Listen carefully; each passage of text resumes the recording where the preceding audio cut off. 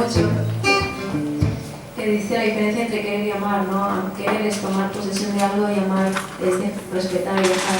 Como por ejemplo él pone el ejemplo de la rosa, ¿no? Si amas una rosa, la dejas en su hábitat, no la arrancas y la pones en el jarrón de tu casa para que haga bonito. Y un poquito es eso, ¿no? El camino al amor, respetar y dejar en libertad, no poseer.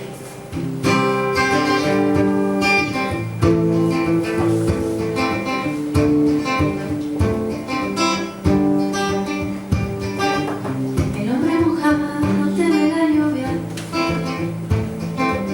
las flores se secan detrás del cristal. No pienso vivir esperando,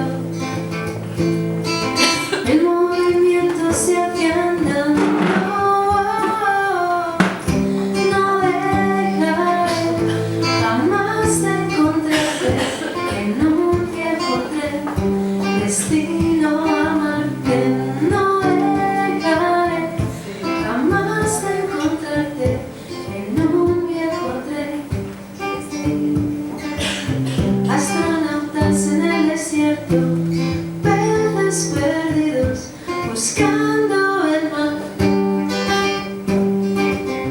Para ganar hay que perder, para encontrarse hay que viajar. Viajar, buscándome.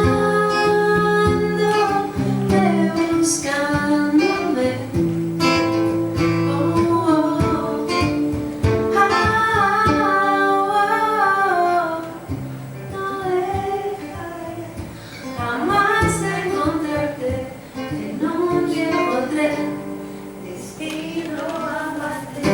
No dejaré jamás de encontrarte en un viejo tren.